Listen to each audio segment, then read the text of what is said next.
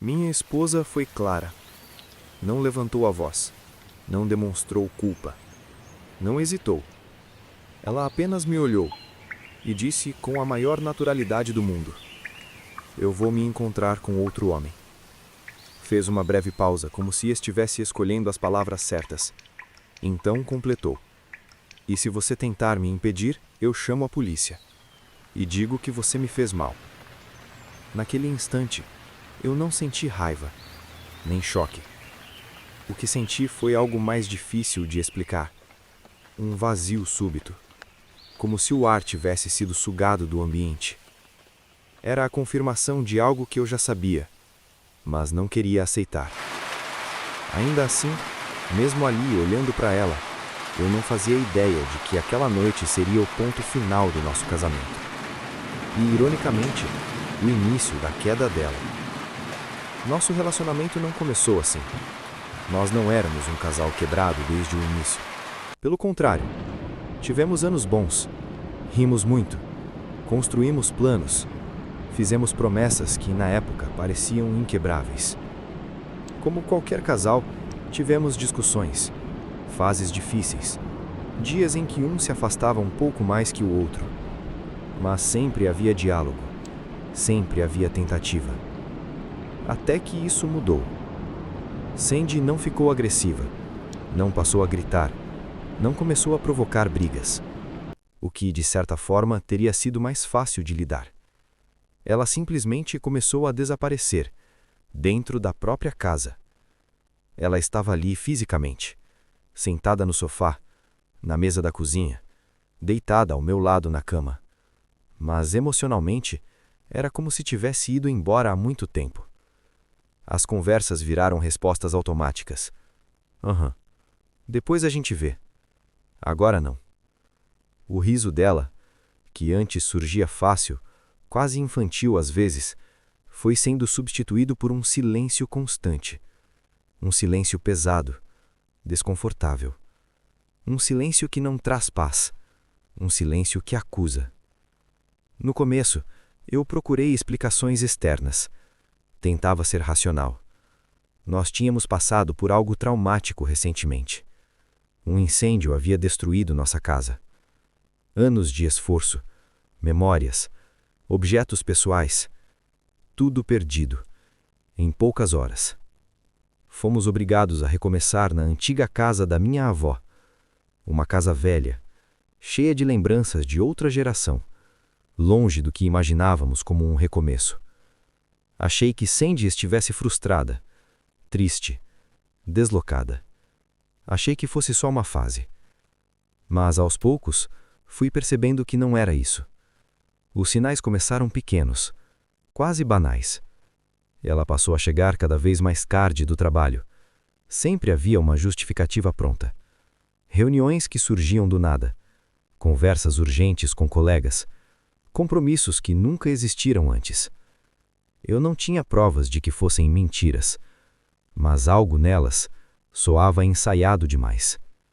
O celular foi outro detalhe que mudou tudo. Antes ficava jogado pela casa, em cima da mesa, no balcão da cozinha, às vezes até esquecido no sofá. Agora parecia grudado à mão dela, sempre virado para baixo, sempre protegido. Se eu entrava no cômodo, a tela apagava imediatamente. E então vieram as alianças. Ela começou a esquecer de usar a aliança de casamento. Dizia que estava com pressa, que depois colocava. Nunca colocava. E aquilo, para mim, dizia mais do que qualquer mensagem suspeita diria. Eu tentei ignorar, de verdade. Dizia a mim mesmo que estava exagerando, que a insegurança era fruto do momento difícil, que todo casamento passa por fases ruins. Mas havia uma verdade simples e cruel que eu evitava encarar. Só eu estava tentando. A partir dali, comecei a observar em silêncio. Não por covardia, mas porque eu precisava entender até onde aquilo iria. Comecei a notar padrões. Mudanças no jeito de se vestir. Uma preocupação excessiva com a aparência, em dias específicos. A ausência total de intimidade entre nós, o toque que desapareceu, o olhar que já não me procurava. Era como viver com uma estranha.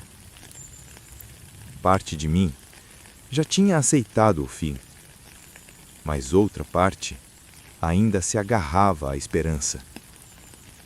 Porque quando você constrói uma vida com alguém, não desiste fácil. Você luta. Ou pelo menos, era nisso que eu acreditava naquela época. A noite em que tudo veio à tona começou como qualquer outra. Voltei do trabalho, já estava escuro. Era inverno, e o frio deixava a casa ainda mais silenciosa. Quando estacionei na garagem, algo imediatamente me pareceu errado. O carro dela não estava lá. A luz da varanda, apagada. Entrei chamando por ela. Nenhuma resposta. Subi as escadas. A luz do quarto estava acesa. Ela estava em frente à cômoda, passando maquiagem. Não usava jeans, nem moletom. Vestia um vestido preto novo, curto, com um decote que eu nunca tinha visto antes. No chão, ao lado dela, os saltos mais altos que já a vi usar. Fiquei parado na porta, observando. Ela nem percebeu minha presença. Tão concentrada estava no batom vermelho intenso que transformava completamente seu rosto. Ali, tudo fez sentido. Perguntei, com a voz controlada: "A gente vai sair?" Ela congelou. A mão parou no ar, ainda com o batom encostado nos lábios. Ela me olhou pelo espelho. Não havia culpa, não havia hesitação, apenas irritação. "Vou sair. Tenho um encontro." Como se não fosse suficiente, ela repetiu: "Vou sair com outro homem." Meu coração disparou, mas eu me recusei a explodir. Respirei fundo. Disse que isso não aconteceria enquanto morássemos sobre o mesmo teto. Que se ela quisesse ver outro homem, arrumasse suas coisas e fosse embora. Que depois resolveríamos o divórcio. Ela riu. Uma risada seca, amarga. Disse que não ia sair da casa, que gostava dali, que quando tudo acabasse, ficaria com a maior parte do dinheiro. E então veio a ameaça. Dita com calma, com frieza, com cálculo. "Volto em 30 minutos. Se você ainda estiver aqui, eu chamo a polícia." Fez uma pausa curta e completou: "Digo que você me ameaçou, talvez até que me agrediu." Naquele instante, algo mudou dentro de mim. Não foi medo, não foi desespero, foi clareza. Eu entendi que, se ela estava disposta a ir tão longe, eu precisava parar de reagir emocionalmente e começar a pensar com frieza. O que aconteceu depois foi uma sequência de decisões racionais. Fui até a garagem. Vi o bastão de beisebol encostado na parede, o mesmo que usava nos jogos de verão com os amigos. O carro dela estava estacionado na entrada. Peguei o bastão, senti o peso na mão e acertei. Uma vez, 2, 3, 4. Os faróis se estilhaçaram, as lanternas traseiras explodiram em pedaços. O carro não sairia naquela noite. Mas eu ainda não tinha terminado. Voltei para dentro da casa. A bolsa dela estava no balcão da cozinha, exatamente onde sempre ficava. Abri com cuidado, sem fazer bagunça.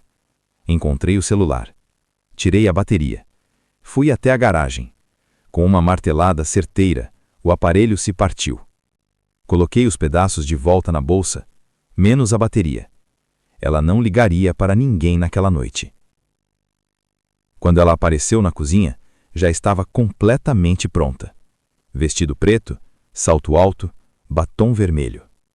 Me olhou com irritação, com superioridade. "Fora daqui." Em vez de responder, eu servi uma xícara de café. Encostei no balcão, tomei um gole. Boa sorte com sua noite. Ela franziu o rosto. O que você fez? Por que você não olha seu carro? Os saltos dela bateram forte no chão, quando saiu pisando duro. Segundos depois, vieram os gritos. Gritos de ruiva, descontrole. Ela voltou para dentro da casa, o rosto contorcido de raiva. O que você fez com meu carro? Dei os ombros. Estava estacionado na rua. Qualquer coisa pode ter acontecido. Ela correu até a bolsa, pegou o celular. Tentou ligar. Nada. Você quebrou meu celular? Talvez devesse cuidar melhor de suas coisas. Ela tremia de ódio. Tirou os saltos, calçou um par de tênis e saiu porta afora. Observei pela janela enquanto ela ia de casa em casa, batendo em portas, implorando por um telefone. A frustração crescendo a cada tentativa. Quando chegou ao fim da rua, já estava gritando. Enquanto isso, eu encostei no balcão da cozinha e tomei meu café tranquilamente. Esperei. Sabia que era uma questão de tempo. Ou ela encontraria alguém disposto a ajudar, ou ficaria desesperada o suficiente para chamar a polícia. De qualquer forma, eu estava pronto. Mas as coisas tomaram um rumo diferente e muito mais rápido do que eu esperava. Ouvi passos pesados no andar de cima. Depois, silêncio. Olhei pela janela. Ela caminhava em direção à garagem. Ela não ia desistir. Sandy era impulsiva, mas previsível. Ela percebeu que o próprio carro estava inutilizável e presumiu que meu carro estava ali para salvá-la. O que ela não sabia é que eu havia desconectado o controle automático da garagem. Espiei pela porta lateral. Ela já estava no banco do motorista. O motor rugiu. Um som grave, poderoso. Ela apertou o botão da garagem. Nada. Tentou de novo. Nada. A frustração tomou conta do rosto dela. E então, ela fez a pior escolha possível. Pisou fundo no acelerador. O impacto foi brutal. A garagem cedeu. Madeira estalando, metal rasgando. A estrutura veio abaixo. Mas isso ainda não era o pior. Logo atrás da garagem, estava estacionada uma viatura da polícia. Os agentes acabaram de chegar. A caminhonete atingiu a frente da viatura com violência, empurrou o carro vários metros. Um dos policiais foi jogado ao chão. O outro reagiu imediatamente. Arrancou Sandy do carro pelos cabelos. No chão! Ela gritava, chorava, xingava, enquanto era algemada. Corri até o policial ferido. O nariz estava quebrado. Sangue escorria pelo rosto, mas ele estava consciente. Fica parado, a ajuda já está a caminho. Os minutos seguintes foram um borrão. Vizinhos observando, sirene de ambulância, mais viaturas chegando. Respondi às perguntas, mantive um olho nela. Sandy, agora algemada no banco traseiro de uma viatura, chorando, sem controle. Quando tudo finalmente se acalmou, ela foi levada para o hospital, com uma lista crescente de acusações. Direção perigosa, destruição de patrimônio, agressão a um agente da lei com um veículo. Quanto a mim, fiquei parado na entrada da casa, observando os destroços serem levados por um guincho. Eu deveria estar furioso, mas não estava. O que eu sentia era alívio. Não era sobre o carro, nem sobre a garagem. Era sobre finalmente ter provas. Provas irrefutáveis de que Sandy era a maior inimiga de si mesma. Os dias seguintes foram intensos. Depoimentos, advogados, telefonemas constrangedores. Sandy ainda tentou piorar tudo. Após ser liberada sob fiança, paga pelos pais, ela esvaziou quase toda a nossa conta conjunta. Mas eu já estava um passo à frente. Meses antes, eu havia transferido a casa para o nome dos meus pais. No divórcio, ela não levou nada. Com o tempo, reconstruí minha vida. A casa ficou silenciosa, mas era um silêncio bom. Reencontrei amigos, hobbies e a mim mesmo. Voltei a frequentar um estande de tiro. E foi lá que reencontrei uma policial daquela noite. Conversamos, saímos, nos apaixonamos. Hoje, sou casado há muitos anos. Temos filhos, uma vida simples. Baseada em respeito. Às vezes penso naquela noite. Não com raiva, mas com gratidão. Porque foi no caos que eu descobri quem eu realmente era. A vida nem sempre segue o plano, mas às vezes são os desvios mais dolorosos que nos levam exatamente para onde deveríamos estar.